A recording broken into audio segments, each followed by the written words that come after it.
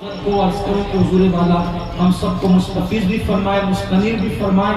تو میرے عہد کی تصویر ہے میرے قائد، تو میرے عہد کی تصویر ہے میرے قائد، افق افق پہ لکھی ہے حکایتیں تیری، غبار شہر پیمبر کی سر پہ چادر ہے،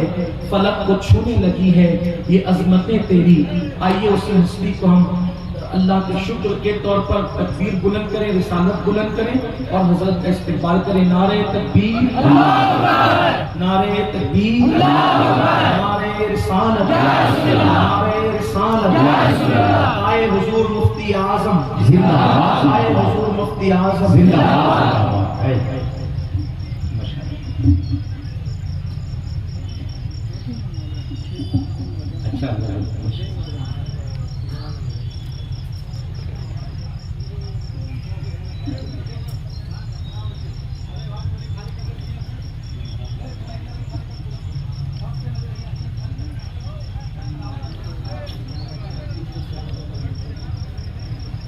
الحمدللہ رب العالمین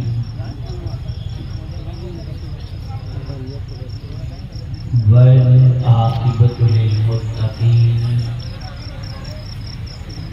والصلاة والسلام علی سید الانبیاء والمرسلین وعلى آلہ وأصحابہ الطیبین الطاہرین، اما بعد فاعوذ باللہ من الشیطان الرجیم، بسم اللہ الرحمن الرحیم۔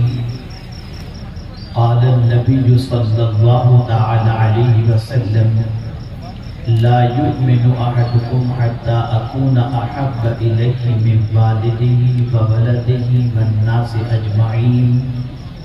صدق رسول الله صلى الله تعالى عليه وسلم۔ قابل قدر علماء ذوی الاحترام، حاضرین و حاضرات بزم، السلام علیکم ورحمۃ اللہ وبرکاتہ۔ میرے پیارے آقا صلی اللہ تعالی علیہ وسلم کے پیارے دیوانوں اور خواتین اسلام، جس حدیث مبارکہ کی تلاوت کا میں نے شرف حاصل کیا، اس سے متعلق کچھ معروضات پیش کرنے سے پہلے آقائے کریم رؤوف الرحیم علیہ التحیۃ والتسلیم کی بارگاہ بےکس پناہ میں جس طریقے سے میں پڑھا ہوں، عقیدت و محبت میں ڈوب کر اسی طریقے سے درود و سلام کا نذرانہ پیش کریں۔ الصلاۃ والسلام علیک یا رسول اللہ، الصلاۃ والسلام علیک یا حبیب اللہ، الصلاۃ والسلام علیک یا نبی اللہ، الصلاۃ والسلام علیک یا نور اللہ، وعلی آلک واصحابک یا حبیب اللہ، صلی اللہ تعالی علیہ وسلم۔ میرے پیارے آقا صلی اللہ تعالی علیہ وسلم کے پیارے دیوانوں، دو ایمان افروز خطاب مجھ سے پیش کر آپ نے سماعت فرمائی، اور ابھی تھوڑی دیر پہلے محب گرامی حضرت مولانا سید امین القادری صاحب سے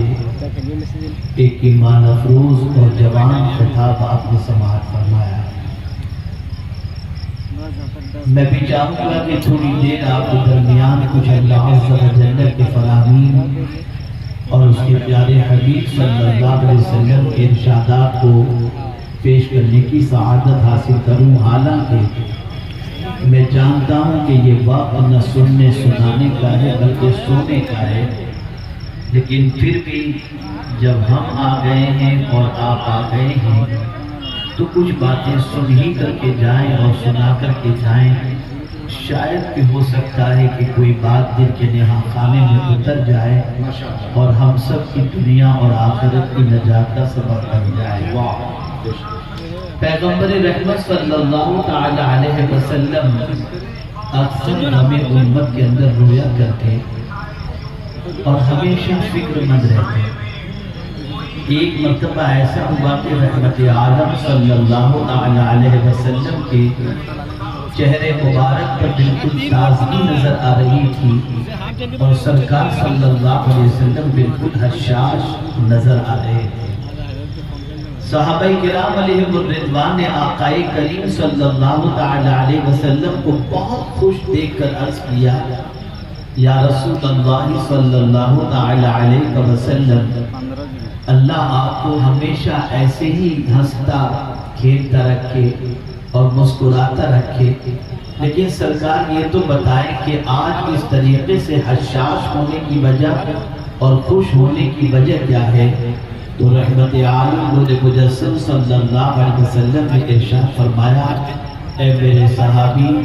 ابھی جبریل امین میرے پاس آئے تھے اور انہوں نے آپ کی یہ مشتعل نافذہ مجھے سنایا کہ جو بھی میرا امتی مجھ پر ایک بار درود پڑے گا اللہ اس پر 10 رحمتیں نازل فرمائے گا، اس کے 10 گناہ معاف فرمائے گا اور اس کے 10 درجے کو بلند فرمائے گا. میرے پیارے آقا صلی اللہ تعالی علیہ وسلم کے پیارے دیوان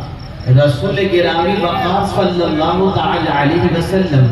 امت پر انعام و اکرام کی بارش کو دیکھ کر خوش ہوا کرتے تھے، امت کو فائدے میں دیکھ کر خوش ہوا کرتے تھے. یہی وجہ ہے کہ پوری زندگی پیغمبر رحمت صلی اللہ علیہ وسلم نے ثواب کا معاملہ ہو یا کوئی اور معاملہ ہو، ہمیشہ اپنی امت کے سلسلے میں رسول اعظم صلی اللہ تعالی علیہ وسلم نے زیادہ سے زیادہ ثواب کی امید اپنے رب کی بارگاہ میں رکھی. یہی وجہ ہے کہ جب پروردگار جل جلالہ نے ارشاد فرمایا من جاء بالحسنۃ فلہ عشر امثالها، ایک نیکی کا بدلہ میرا مولا اس کے برابر 10 عطا فرمائے گا، تو آقا کریم صلی اللہ علیہ وسلم نے عرض کیا مولا اس سے زیادہ ہو تو بہتر ہے. اللہ عز و جل نے ارشاد فرمایا ایک کا 70 گنا کر دوں گا. عرض کرتے ہیں مولا اس سے زیادہ ہو تو بہتر ہے. آقا کریم صلی اللہ علیہ وسلم سے رب نے ارشاد فرمایا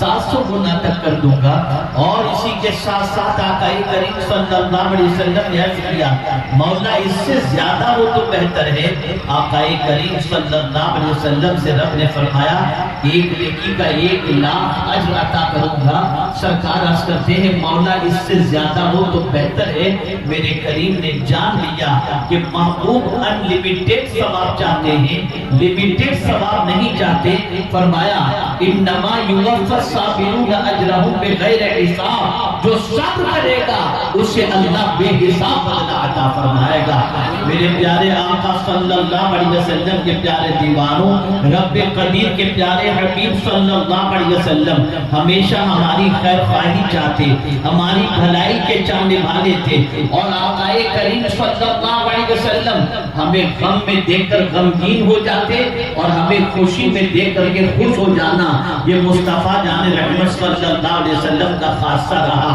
آپ دیکھیں پروردگار کے پیارے حبیب صلی اللہ علیہ وسلم ارشاد فرماتے ہیں تم میں کا کوئی شخص اس وقت تک کامل مومن نہیں ہو سکتا جب تک کہ اپنے باپ سے، اپنی اولاد سے اور سارے انسانوں سے زیادہ اسے میں محبوب نہ ہو جاؤں. پتہ چلا سارے انسانوں سے زیادہ جب تک کہ حضور سے محبت نہیں کرو گے تم کامل مومن نہیں ہو سکتے. اللہ اکبر. ایک بات ذہن کے اندر گردش کر سکتی ہے، ابھر سکتی ہے، اور وہ بات یہ ہے کہ آدمی سوچنے پر مجبور ہوگا میرا باپ میرے بچپنے کے اندر کفالت کا ذمہ لیتا ہے، میری تعلیم کی ذمہ داری اس نے لی، مجھے اس نے پڑھایا، مجھے اس نے پہنایا، مجھے لباس اس نے عطا فرمایا، تعلیم کے سلسلے میں اسکول کی فیس اس نے ادا کی، اگر بیمار ہوا تو علاج و معالجے کا اہتمام بھی اسی نے کیا، ساری ضروریات کا خیال میرا باپ میری زندگی کی آخری سانس تک کرتا رہا. اللہ اکبر، آقا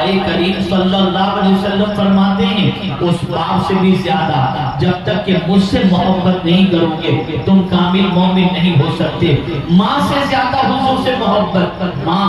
اللہ اکبر اپنے بچے سے کتنی محبت کرتی ہے، پہلے تو 9 مہینے تک اپنے شکم میں اٹھا کر رکھتی ہے، 2 سال تک دودھ پلاتی ہے اور اس کے بعد اس کی نجاستوں کو صاف کرتی ہے، اس کے دکھ درد کے اندر شریک ہوتی ہے، اس کے غم کے اندر شریک ہوتی ہے، اس کے غم کو ہلکا کرنے کی کوشش کرتی ہے۔ لیکن رسول اعظم فرماتے ہیں ماں سے زیادہ بھی جب تک کہ مجھ سے محبت نہ کرو کامل مومن نہیں ہو سکتے۔ بیٹے کے حوالے سے فرمایا بیٹے سے بھی زیادہ حضور سے محبت، اللہ اکبر، بیٹے کی دعا ہر ماں باپ ہر جوڑا کرتا ہوا نظر آتا ہے اور ہر انسان یہ دعا کرتا ہے اے اللہ ہمیں نیک بیٹا عطا فرما جو بڑھاپے میں ہمارا سہارا بن سکے، جو بڑھاپے میں ہماری مدد کر سکے۔ لیکن اللہ اکبر، ایک بیٹا جو باپ کا بازو بن کر کے کھڑا ہوتا ہے، باپ کو مصیبتوں میں سہارا دیتا ہوا نظر آتا ہے، باپ کو مسجدوں تک لے جاتا نظر آتا ہے،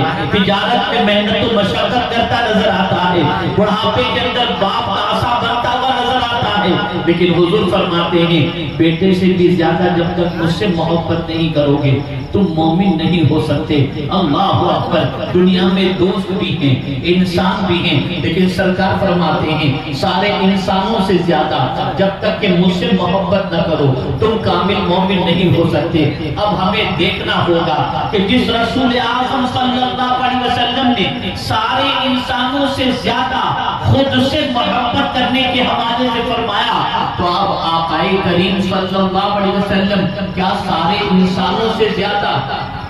ہم پر مہربان ہیں؟ تو ہاں میرے پیارے آقا صلی اللہ علیہ وسلم کے پیارے دیوانوں، ایک باپ جو اپنے بیٹے کی پرورش کرتا ہے، تعلیم کا انتظام کرتا ہے، روزی روٹی کا انتظام کرتا ہے، علاج و معالجے کا انتظام کرتا ہے، وہی باپ قبر کی تاریک وادی میں اپنے بیٹے کے لیے مددگار ثابت نہیں ہو سکتا، وہاں کے لیے مداوا نہیں بن سکتا، میدان محشر کے لیے مداوا نہیں بن سکتا۔ لیکن پیغمبر رحمت صلی اللہ علیہ وسلم کی شان یہ ہے کہ جہاں باپ کی محبت ختم ہو جاتی ہے، جہاں ماں کی ممتا ختم ہو جاتی ہے، پیغمبر رحمت کا سہارا وہاں نصیب ہوتا ہوا دکھائی دیتا ہے۔ قبر میں ماں نہیں آئے گی، قبر میں باپ نہیں آئے گا، قبر میں بیٹا نہیں آئے گا، قبر میں دوست نہیں آئیں گے، قبر میں سارے انسانوں میں سے کوئی انسان نہیں آئے گا۔ اگر کوئی آئے گا تو تاجدار کائنات صلی اللہ علیہ وسلم تشریف لائیں گے، تو پتہ چلا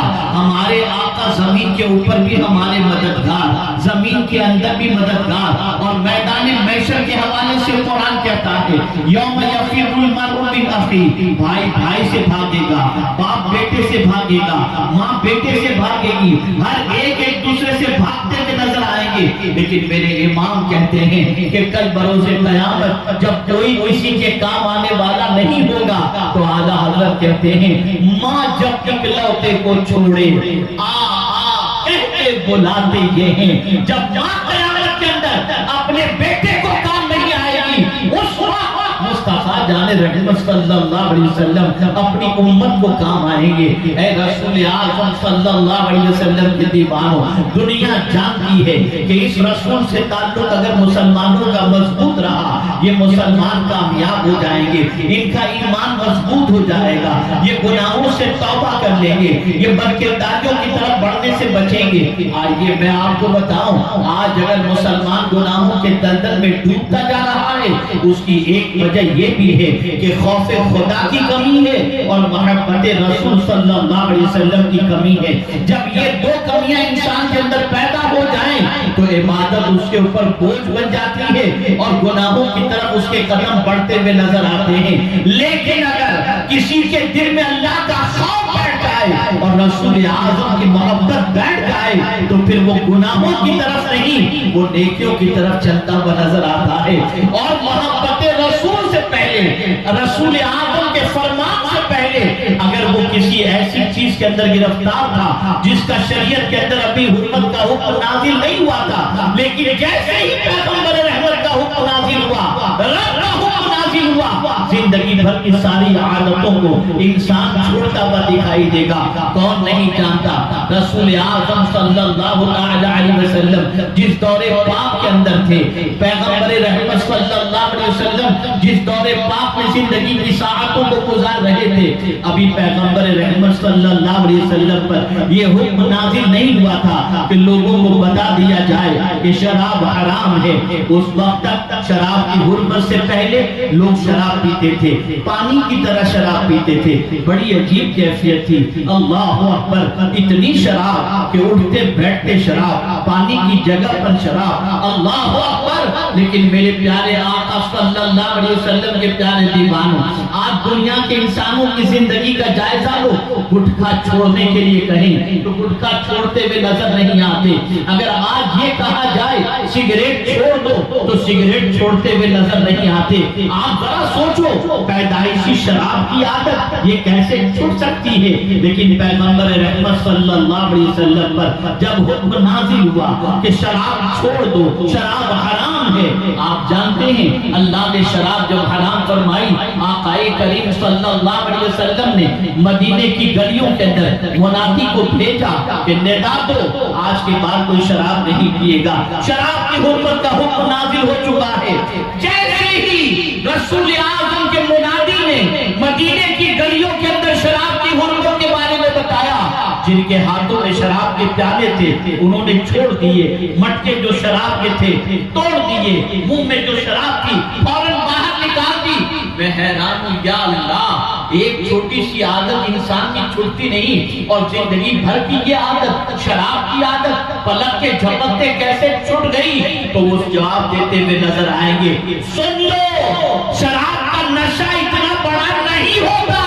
جتنا محبت رسول کا نشہ ہوا کرتا ہے۔ ہم نے رسول اعظم کی محبت کا جام پی لیا ہے۔ اب اگر آقا کہیں یہ چھوڑ دو،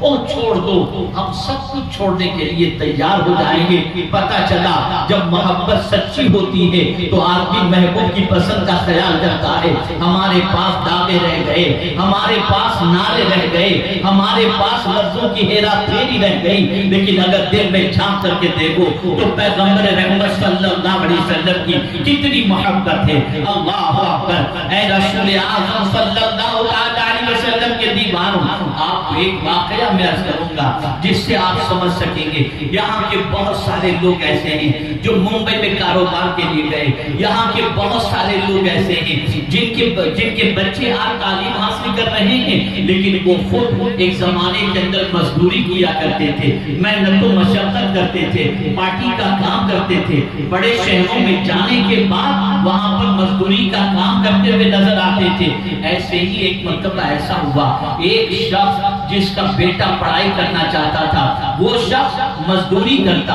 لوگوں کا سامان اٹھاتا اور سامان اٹھا کر کے لوگوں کے گھروں تک پہنچایا کرتا۔ بچہ اس کا ننھا سا تھا، ننھے سے بچے کے دل میں خیال پیدا ہوتا ہے، میرا باپ لوگوں کا سامان اٹھا کر لوگوں کے گھروں تک پہنچاتا ہے۔ اللہ اکبر، اس کے دل میں خیال پیدا ہوا کہ میں کچھ بڑا انسان بن جاؤں، محنت و مشقت کروں، کچھ اچھا انسان بننے کے بعد میں اپنے باپ کو اس مزدوری سے نجات دلا دوں۔ چنانچہ وہ بچہ سوچتا ہے اتنی دولت تو ہے نہیں کہ تجارت کر کے بڑا انسان بن سکوں، اتنا مال تو نہیں ہے کہ کوئی بڑی فیکٹری میں قائم کر سکوں۔ ایک ہی خیال آیا، غور سے سنیے گا، ساری بات ذہن میں رہے یا نہ رہے، یہ بات ذہن کے اندر محفوظ کر لیجیے گا، اس لیے کہ بڑی تعداد یہاں پر نوجوانوں کی ہے۔ نوجوان بگڑتے کیسے ہیں، ماں باپ کے ارمان کا جنازہ کیسے نکالتے ہیں، ماں کی رات کی نیند برباد کیسے کرتے ہیں، باپ کا سکون کیسے غارت کرتے ہیں، اسے سمجھنے کی ضرورت ہے تاکہ آپ محسوس کر سکیں۔ میرے پیارے آقا صلی اللہ علیہ وسلم کے پیارے دیوانوں، وہ بچہ جو اپنے باپ کو مزدوری کرتے دیکھتا تھا، اس کے دل میں خیال پیدا ہوا میں اپنے باپ کو مزدوری سے نجات دلاؤں گا۔ چنانچہ اس نے یہ کیا کہ پڑھائی میں محنت شروع کی، بے پناہ محنت، رات و دن محنت، صبح و شام محنت، اور محنت کرنے کے بعد اس نے اپنی اسکول میں ٹاپ کیا۔ ٹاپ کرنے کے بعد کالج میں ایڈمیشن لیا، کالج میں محنت کی، اور محنت کرنے کے بعد ٹاپر بنا۔ ٹاپر بننے کے بعد پھر اس کے دل میں خیال پیدا ہوا کہ میں جو ہے MBA کروں تاکہ میں اور آگے نکل سکوں۔ اس نے محنت کی، باپ رات و دن محنت کر کے فیس بھرتا تھا، بیٹا رات و دن محنت کر کے تعلیم حاصل کرتا تھا، یہاں تک کہ جب تعلیم کے زیور سے آراستہ ہو کر MBA کی ڈگری اس نے حاصل کر لی، اس کے بعد اس نے ایک بڑی کمپنی کے اندر جاب کے لیے اپلائی کیا۔ جب جاب کے لیے اپلائی کیا تو اسے نوکری مل گئی۔ اللہ اکبر! جیسے ہی نوکری ملی، پہلی تنخواہ جیسے ہی ملتی ہے، ملتے ہی وہ گھر آ کر اپنے باپ سے کہتا ہے، ابا جان آج کے بعد، ابا جان آج کے بعد آپ کو مزدوری نہیں کرنی، آج کے بعد آپ گھر میں بیٹھو، 5 وقتہ نماز مسجد میں جا کر ادا کرو، تلاوت کرو اور میرے لیے دعا کرو۔ باپ نے مزدوری چھوڑ دی اور مسجد کی طرف اپنی توجہ مبذول کر دی۔ اب باپ مسجد میں جاتا، نمازیں پڑھتا، ذکر و اذکار کرتا، تلاوت کرتا، درود شریف پڑھتا،